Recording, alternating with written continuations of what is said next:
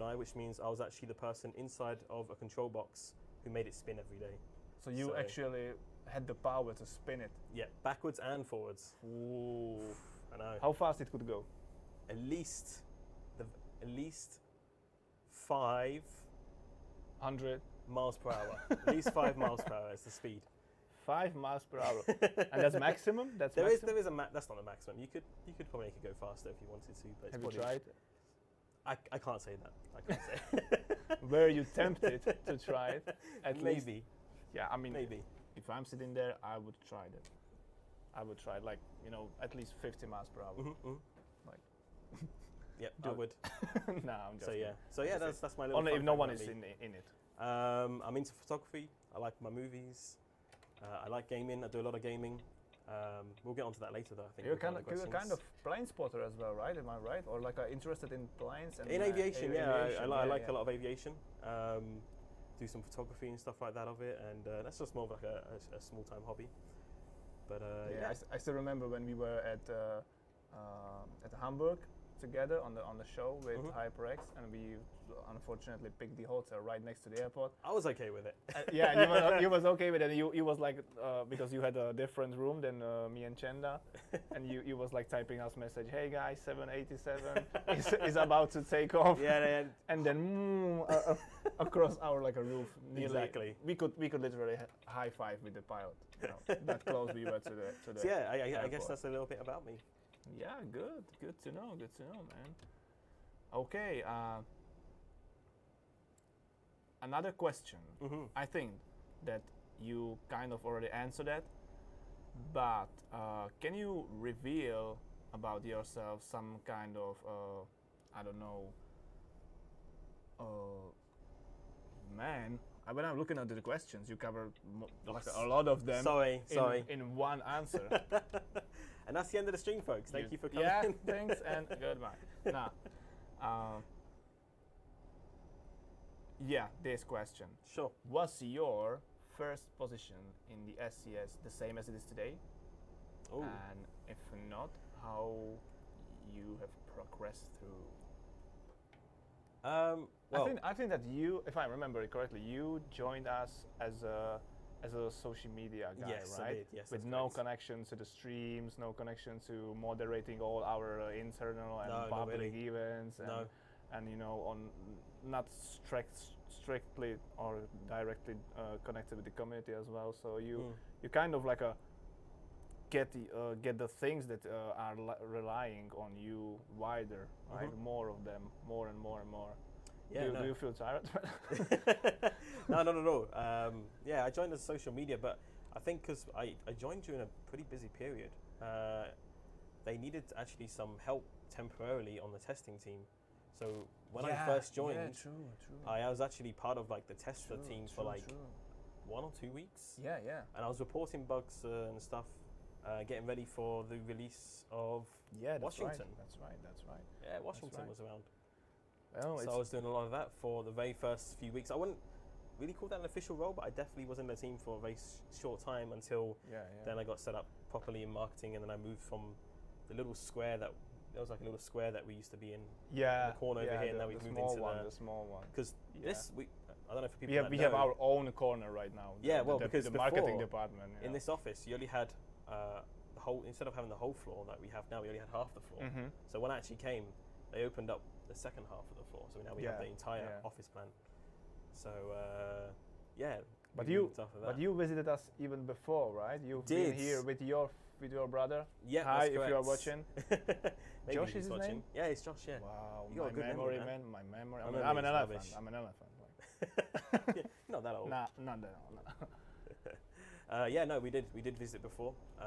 We were in Prague anyway, and I remember you invited us down because I'm involved in the project, the community radio station Truckers FM, as one of the founders, and you guys were so kind enough to invite us in and give us a little tour, and even create some radio jingles with SCS software. Yeah, we still I use remember them. that. I remember that was so fun. Yeah, you had Chenda had his didgeridoo out, and also he faked some kind of old man, right? Yeah. and then Elena had a ukulele. You're still using them in the trackers? Yeah, we freshened them up a little bit. Well, maybe we should get some new ones, but yeah, there's a lot more people here now. Do it. But yeah, we did come before, and it definitely is weird going from that side of coming in and just looking and going, wow, to actually to working here, because obviously very much involved in the community beforehand. So it was kind of weird, almost like stepping over that line and now looking from the other side and working with the community, which is and back in the total pleasure. Back in the day when you were visiting us with your brother, have you ever thought that like in a year or a year and a half I'll be working here? this is gonna be my like workplace. Like, hey, you're sitting at my place. I remember. Make room for me, like, you know. I remember. Oh my goodness, all the questions I can't. I remember, it's not that easy, right? Drive. No, it really isn't. It really isn't. I remember my brother saying to me after we had a little tour and stuff, saying like, "Oh, would you ever work for SCS?" And I said, "It's quite a big move, you know, to move from the UK to Prague, and it's a completely different language and culture, and I mean, you're not too far away from the UK. It's like an hour and a half flight, but." Yeah, I remember him saying, "Would you ever do it?" And I said, "I think I would definitely do it, because I really obviously enjoyed the game and the community that surrounded it, and I remember just really thinking about it for quite a while, and then I just decided to just do it one day, and yeah, I mean, the rest is history. Really, we kind of worked out somehow. I also remember when we were having a kind of Skype call together before you decided to send us your CV and try to apply for the job. You actually wanted to join for a different position, right? Yeah, that's correct. You wanted to try the what was that? Map team. It was junior map designer, and the reason I joined was because I wanted to recreate UK, right? Well, please recreate the UK. I'm telling you. No. Someday it will come. At least I hope. I'm very passionate about that subject. I won't let myself babble on too much about it. But yeah, basically, I joined. Wanted to join the map team because it was one of the few positions that doesn't require too much experience in terms of like what you have to learn, and they teach you a lot of things, and obviously it's a junior role. But when I did apply for it, the company thought I was much better suited for a different position. Yeah, because it was like really obvious, you know, with all your experience with the radio and with the community, it would be kind of a pity to not use your experience, you know, and to place you among the map designers. Which I was super grateful for, because obviously that position wasn't something that was listed on the job page or anything. And but we felt it's just like short on these like bands. You know, it was actually a little bit weird to me. I was like, they know so much about me. Yeah, because we've been like talking together back in the days already for a few months. You know, so. I remember the first time actually I came into contact with somebody from SCS. So the first person I met from SCS, fun fact, was Timmy. And it was on PC Gamer weekend. It was, right? yeah. I remember messaging him and just saying like, "Hey, I'm gonna be around. Do you want to just meet up and chill around London if you're not doing anything after the event?" I didn't have any tickets to the event, and he was like, "Sure." And so we did. And we just chilled out and we chatted, and that was that from there. So it all come together. It all came together. I don't know how it happened, but here we are today. Someone typed in the chat that you almost crashed. Is it right? I didn't think chat was gonna bait me out like this. I missed that. They're not baiting me out. Chat, don't bait me out. Someone please clip it.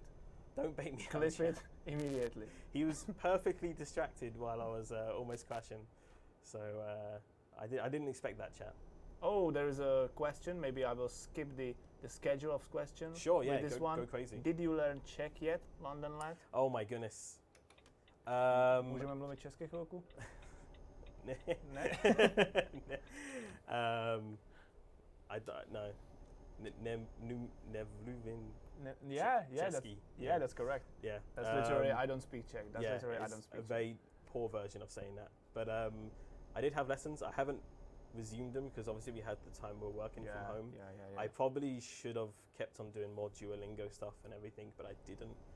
I let myself down on that part. So I will get back into the lessons for sure. I have very basic Czech, enough to get by every day, to say hello, thank you, goodbye, you know, card please, make a small order or something, you know. So you would survive.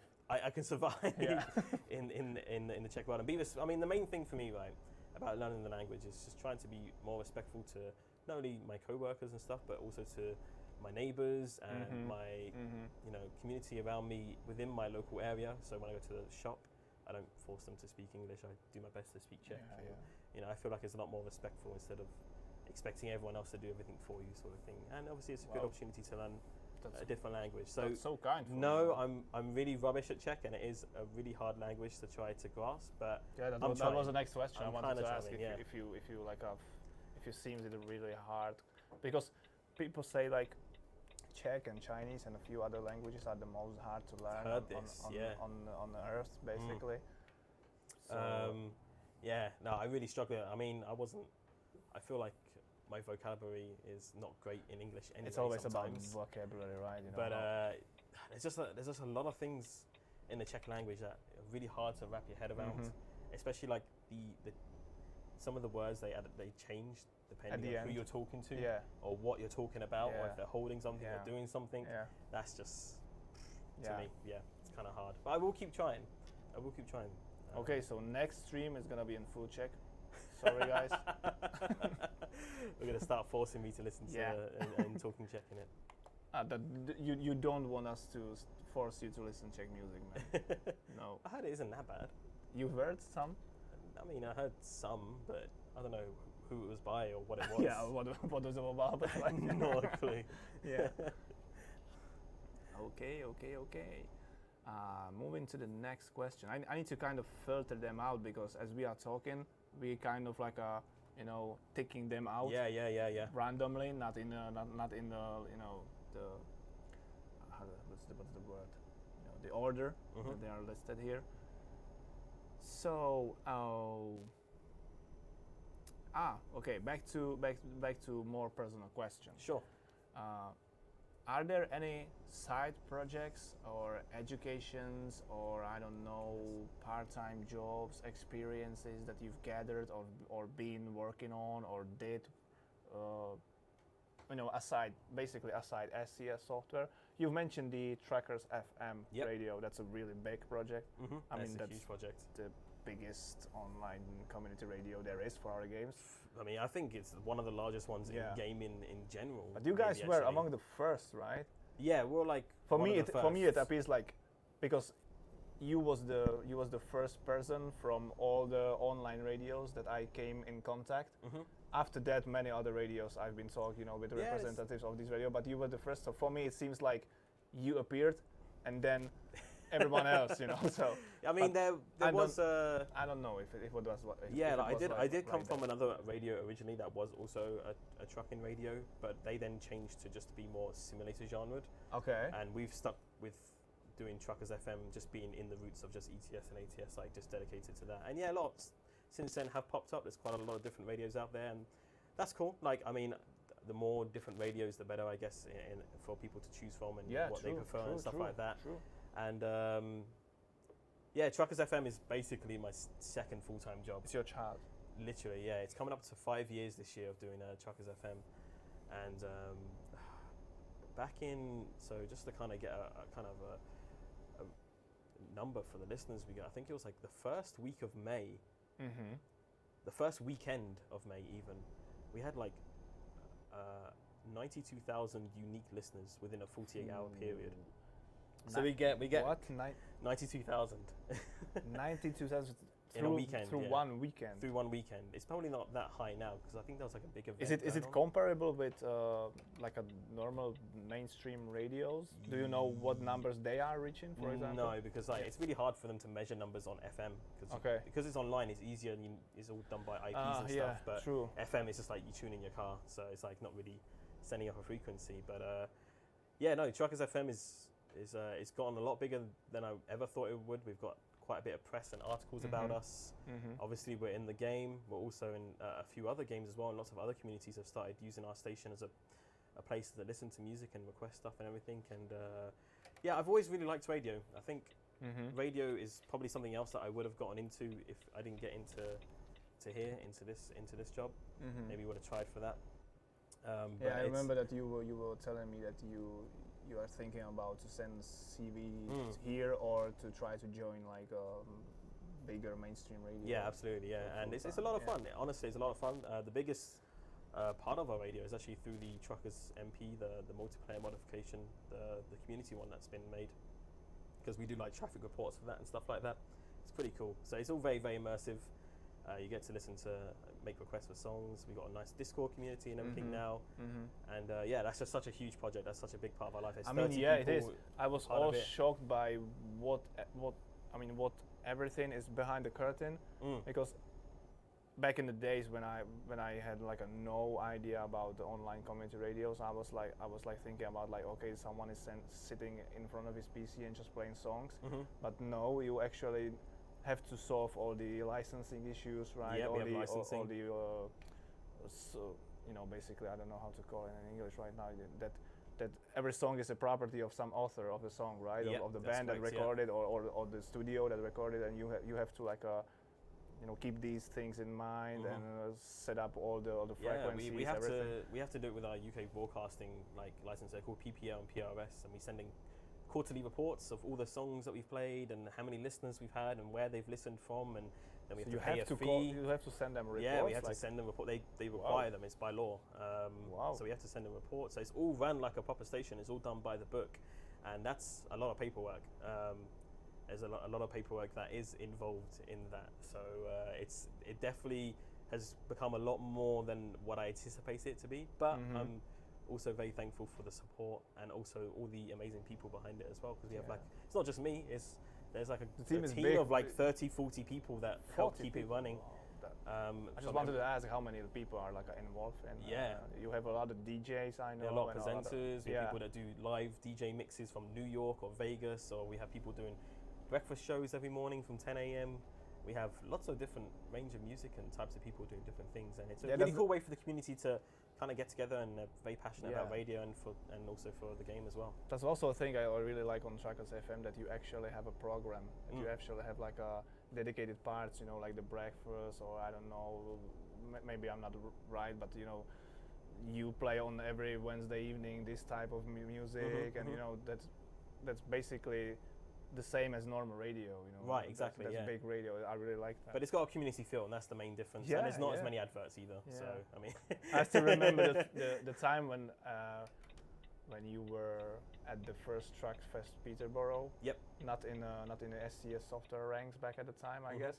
And when you were like traveling back to the hotel, you managed on your phone that the DJ of your radio was like sending us hi, you know, on the air, and we was like jamming in the car. I mean, I got that on my phone, but now you can get it on like so many different platforms, like TuneIn, you can get it on the Google Home, you can get it on Alexa for Amazon, you can get it. I mean, it's definitely good. We've even got our own Wikipedia page now, which is crazy to me. So yeah, it's definitely it's getting bigger, a lot more mainstream than I anticipated ever for it to be. This little niche community radio for Euro Truck Simulator 2 and American Truck, and that's how I ultimately came to discover this community. I mean, that's big. That's big. From that, and then I've been involved in the community ever since, and I love it. I love it, and I love doing this job as well. It's a lot of fun to be involved in such a cool community. You guys are a really cool community to work with, and appreciate. I mean, you guys are part of it, you know. So yes, I'm saying big. I'm saying everyone here. So. When I was talking about Truckfest Peterborough, good question. Someone, Tuna TMP, is asking if on the road 2020 events will still occur, and if yes, will the SCS team members be present?